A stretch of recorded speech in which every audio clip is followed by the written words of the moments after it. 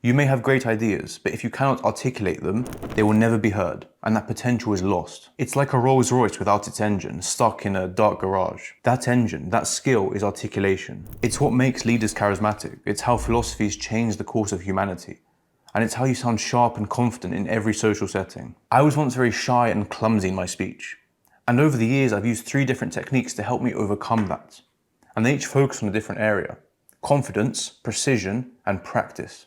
Now, articulating yourself is already tricky in your native language, but it's especially tough when you travel.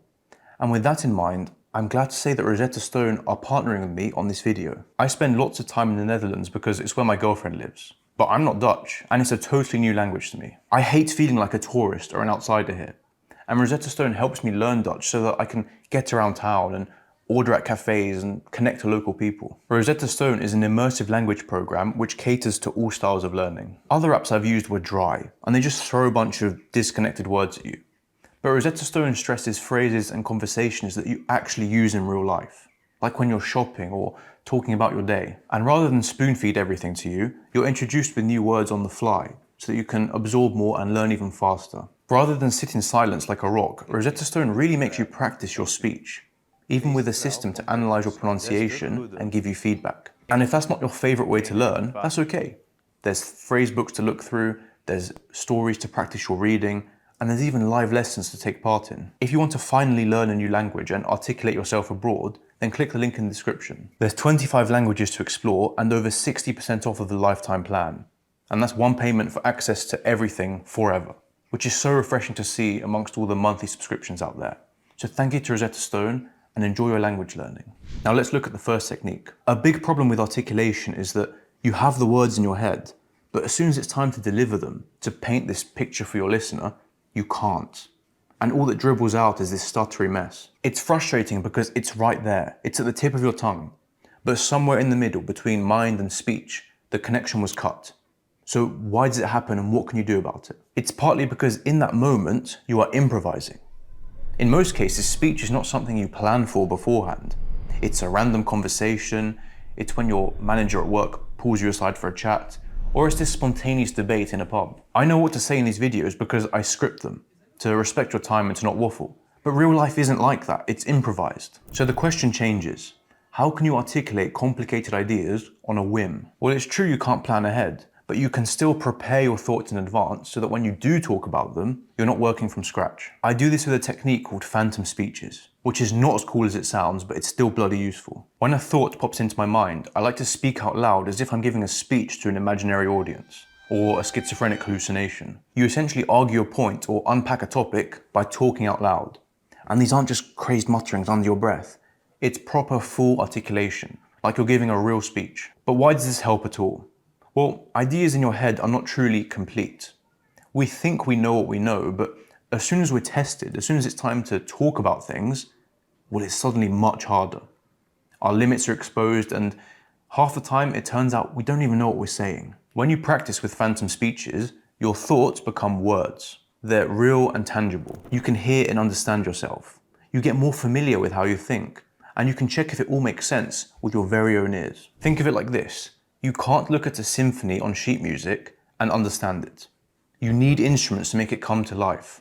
And only then can you appreciate it, but also notice flaws or potential improvements. This is the same thing we're replicating when we talk out loud and hear ourselves. Now, unless you're happy to look insane, this only really works if you're alone. In my case, I might be doing chores and I randomly stop to argue something I was thinking about. And even while writing the script to these videos, I tend to argue my ideas out loud before I do any writing. It helps me collect my thoughts and say what I actually mean to say. So the next time you think of something that matters to you, grab onto it. Let it bloom into the real world. Deliver your speech. Be like Alexander the Great or Malcolm X or whatever. And trust me, it works. But what if, even after that, you still can't seem to find the correct words to articulate your points with? Speech is a vehicle for ideas, but it's imperfect. I cannot send 5G brainwaves through the screen to give you an exact replica of my thoughts. I can only speak. And the better a job I do, and the better my word choices are, the more you will understand. Vocabulary is a big part of this. When your vocabulary is weak, articulation is hard. It's like being asked to build a house with a half-empty toolbox. And I have a good way to prove this. Let's say you ask me for a nice summer fragrance. I might suggest Dolce & Gabbana's Light Blue, because it is a lovely scent. I mean, here, you can even smell it. But obviously that doesn't work, does it?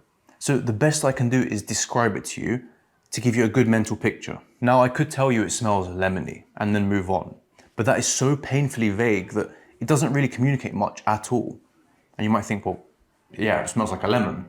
But no, that vocabulary is not precise enough. Is it an artificial sugary lemon? Is it the starchy bitterness from the white part of the rind? Is it the sharp, acrid sourness of the lemon's juice? Is it the aromatic oiliness from the yellow part of the rind? Or maybe it's this sweet, tart, creamy lemon, like in a cheesecake. This is how I would describe it. I bet that gives you a much better idea of what this smells like. By simply choosing my words carefully, I have articulated myself much better and given you a clearer vision. This is where the vocabulary diet comes in. As children, we learn new words from being immersed in speech. Our vocabulary comes from our parents and then media and wider society. But in a way, this continues into adulthood. We slowly adopt the speech of the people around us, their slang, their dialect, and of course their choice of words. This is especially true with the internet because we're listening to or watching something pretty much all the time. Improving your vocabulary diet means surrounding yourself with content that benefits your range of words. You should watch well-spoken, intelligent people.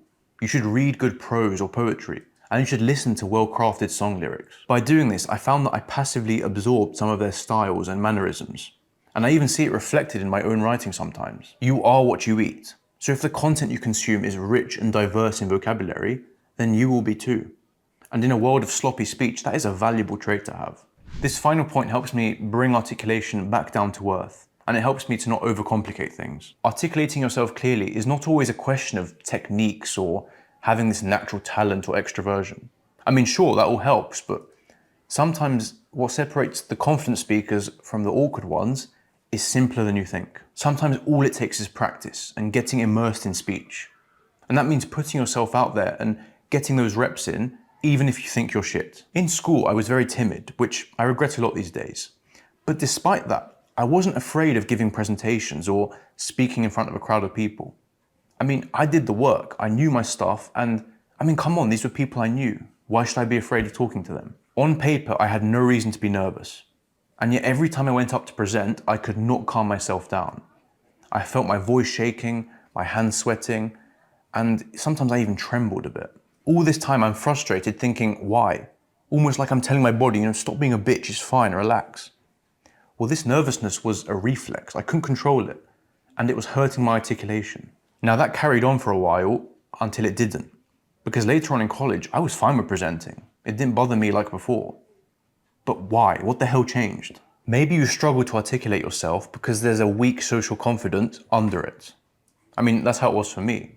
I could barely open my mouth to speak to strangers, let alone communicate this complicated idea. And that nervousness comes from a lack of experience. But over time, as I practiced, my body got used to it. My mind was less anxious and things became slowly but surely more comfortable. Of course, I tried my best to make eye contact, to show interest, to ask good questions, all that stuff.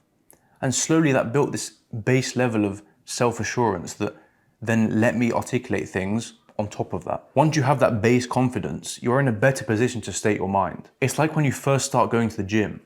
You walk into the room and it's intimidating. You don't know what anything is and it feels like everyone's staring at you.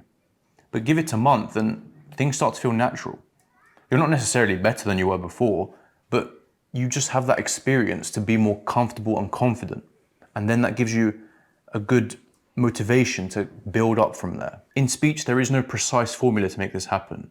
But if you feel like you lack that sheer experience and that confidence, I'd recommend going out and talking to strangers. It could be small talk with cashiers or baristas, or just random people on the street. Nothing crazy.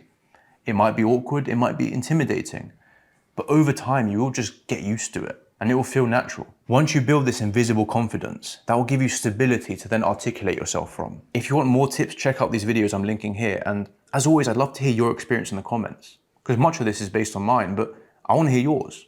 Like, how did you approach this? How did you grow that confidence? How did you speak your mind more clearly?